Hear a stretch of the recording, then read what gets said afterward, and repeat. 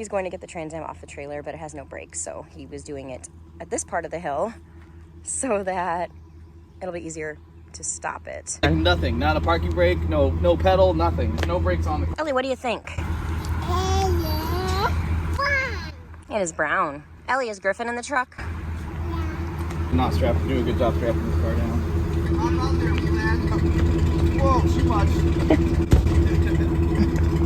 It's gonna be loud when it starts up. I gotta get the ramps out. I think that'll stop it. Ellie's standing back because she knows it's gonna be loud. Griffin, on the other hand. It's better than a doornail. That's bizarre.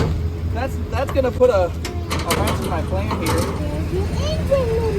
Well, that's good. This one has an engine, so he is just going to push it off the trailer. He's going to back it up onto the driveway. Going to keep the kiddos out of the way so that they are safe. Running over grass, driving like me. What is the worst that could happen? Wait, don't answer that. Well, I want to get it in front of the door so that I can power wash all the ick off of it. Out of the way, sweetie. I don't want you to get hurt. So when I push it back, just slide the wood up. Just keep sliding it under. I mean, it's the battery. It must have killed the battery for some unknown reason. It killed a battery. At least one of us is entertained. I am quite terrified.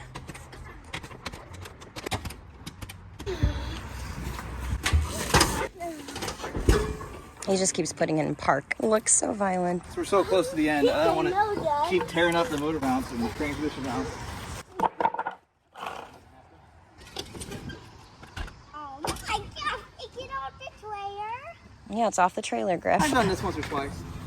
Somebody sent this to me. I can only suspect they sent this to me after the first video on this. It's awesome. I don't need stuff, but this is cool. What is it? And there was no note or any way for me to say thank you. It's an aluminum hood top, like hood prop. Look at that. Yeah. It's a weapon. That's what I was going to say. Or a walking stick. Thank you, whoever did this. Make yourself known, please. We're going to test it. Nice. Right? Look at that. Ooh. Like it was designed to do. But we are going to do it. We not like this. Black to red, yellow to black. Don't listen to me. Still dead. What is going on here? Sit in it and hold it at like 2,000, go truck it like 2,000 RPM. It's a third gen, so it's got electrical issues. Who knows? Maybe it's the headlight pump, I don't know. Well, he was able to push it over in front of the garage. Battery's still dead. But he wanted to power wash it while there was still a little bit of light. Griffin's enjoying himself. Can you get me water? Okay, hold on, hun. See if it'll start. All right. Maybe able to get the column and turn too. Column's a little crusty.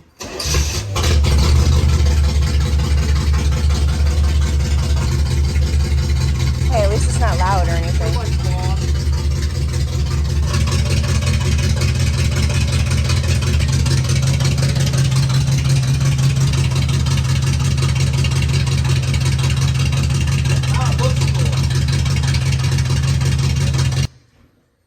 Oh. Okay.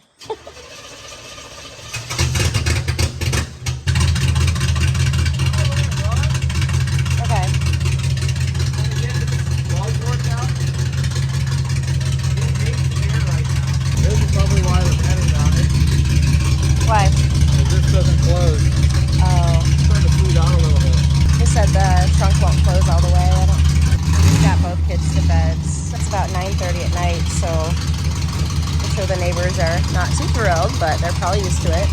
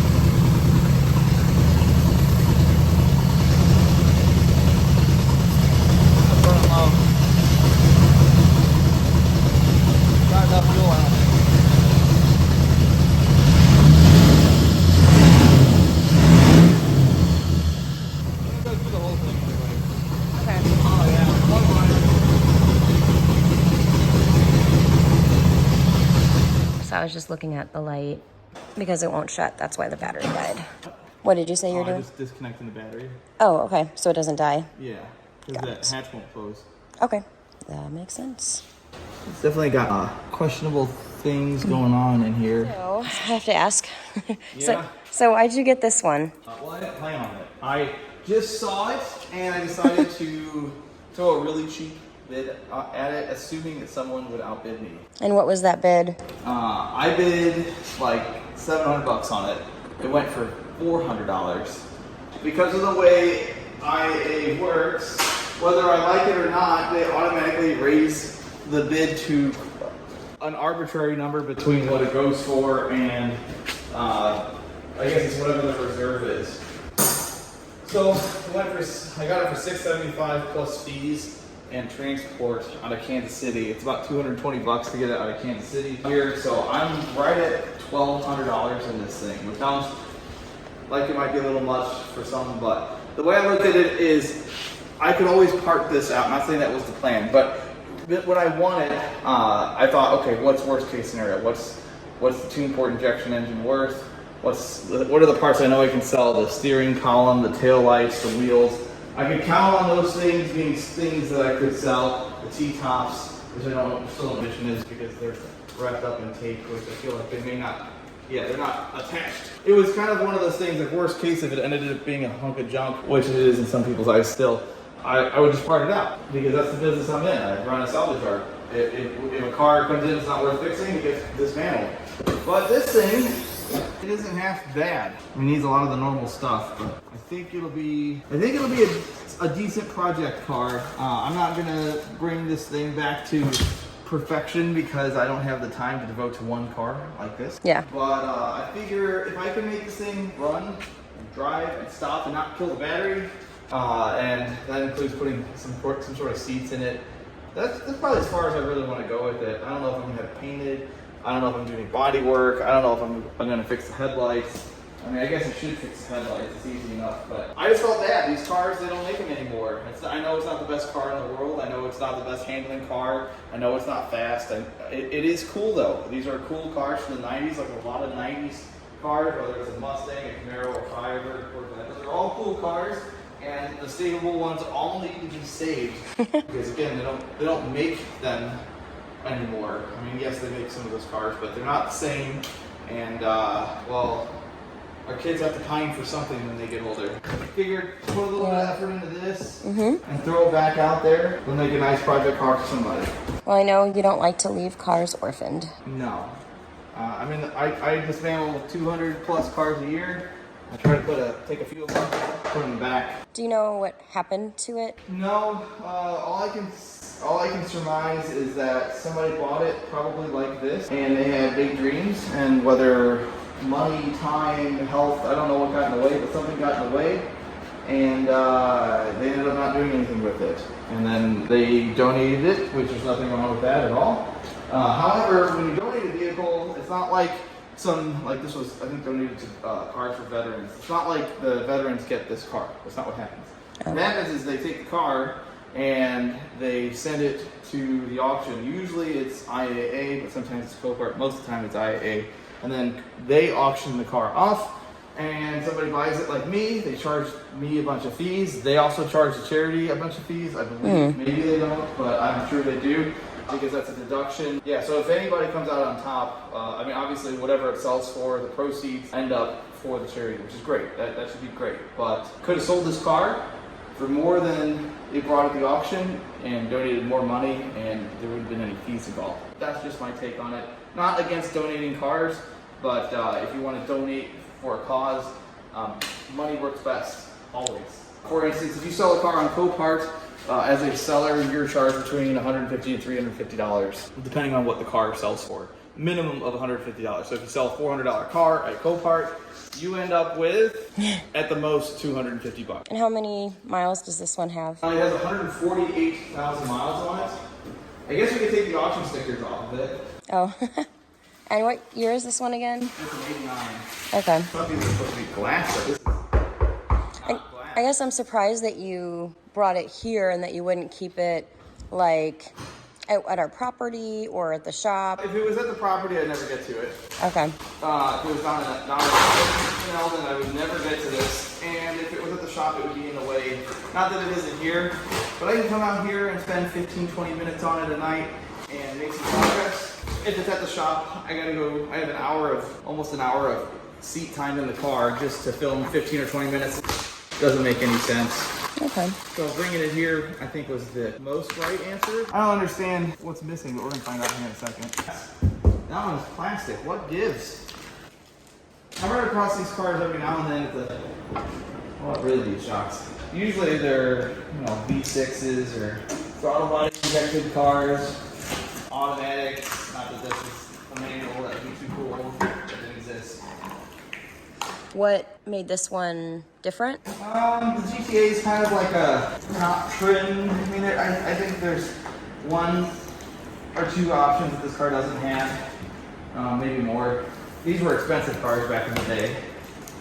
It's got the most powerful engine that they were offered with, which by today's standards is slow as anything else. So why wasn't the latch? They taped it down For no reason. There had to be a reason. The latch? Yeah, there's some rust up here. It's not bad. Seals look good. Seals look okay. They wanted to give you something to unwrap. Yeah, that's what it was. Yeah, there's some loose iron oxide over here. Yeah, I was gonna say I could smell as you were moving that. Yeah, is this one in? No, that one's in correctly. They just didn't latch that one. Yeah, this is a little rotted up here, but I can't feel it through here, so that's good. It means it's just something that I'll probably just grind and treat. It really just depends on how much worse it looks once I peel all this stuff off. So I'm not going to do that tonight. Really common for them to have rust in that area. I got to move all the stupid modifications the previous owner did. Well, I don't know if the previous owner, someone in the past of this car did some not right things to it. Let me see if I can get the other T-top out of it. Just like the other side. Yeah, this one is plastic. Why is one plastic and one glass? Yeah, there's a bunch of rot up here. That's unfortunate. It might just be this piece that's rotted. It looks like it's just this. I'm gonna get a screwdriver. I can't help myself. I gotta know. I think it's these that are rotted. I'm not saying that there's no rot on the body, but I've never pulled this part of the car apart, so. I'm really sure that this is this metal piece here. Are you sure it's not like stuck to the other piece or stuck in there? I don't know how it's held in. I'm just gonna take what I can see out. Yeah, this is just thin, kind of not so great metal. I think these come out first. Let me get something to gently pry with. This is where I'm standing back in case This piece runs from, it's this whole width. So I'm gonna have to look into seeing how this comes off. But what I think, maybe I gotta pull this out. You said it's only 130 for this. Yeah, the new piece that goes in here. Break the seal. Oh, there's more screws. Yeah, glad I This scooted is back. nice. Yeah? Yeah, I'm really enjoying this. Let me just do the other side. I just want to know how bad the rust is. I think everybody else does too. I'm gonna just save the screws here. I'll put them in the center console. Glad you're videoing this because I would forget. Where you put them? And now I have a point of reference, which is the whole point of why I started my different projects on my channel. So I could have a point of reference down the road. Somehow the seals are actually not in that level of condition. I expected worse. It's not wonderful. Okay. There's one. Okay, I'll have to drill those out. Whoa. But see, this is where I gotta look for rust. And it doesn't look bad. That's good. Yeah. Pretty solid. It's solid under here. That's exciting. This isn't, I'll have to treat this a little bit, but it's not rotted. And that's what you call part of the frame? Yeah, that's part of the chassis of the car. It could still have some rot back here, but the front is usually worse than the rear. I'll have to drill the other ones out. But hey, now we know that there's not a bunch of rust. There's a little bit right here on both sides, but I'll clean that up with a wire wheel and treat it. Not a huge problem. Nice car for Griffin someday, haha. Okay, everyone, remember that. Just when I think my husband can't possibly get any crazier, he totally redeems himself and he brings home a 1989 Trans Am. Not only that, no seats, no brakes, and as you found out, the battery was dead, and you found out why in the video. So I honestly thought this would be a lot quicker of a video. I thought it would maybe take 15 minutes for him to get it off the trailer, get it in the garage. I could ask him some questions about the Trans Am. As you saw, it didn't go as planned, and there were a few scary moments. We always do make sure that our kids are safe and we are safe. Eric handled it like a pro. He always does, let's be real. So, and thank you for your patience and for sticking around. I know the audio was off, the microphone is having major issues. I appreciate your patience. So if you like this behind the scenes moment in our garage, give this a thumbs up, subscribe, and let me know in the comments if you've ever had a car project that went sideways. I would love to hear all about it. So thanks for the support. We will see you on the next video. Bye.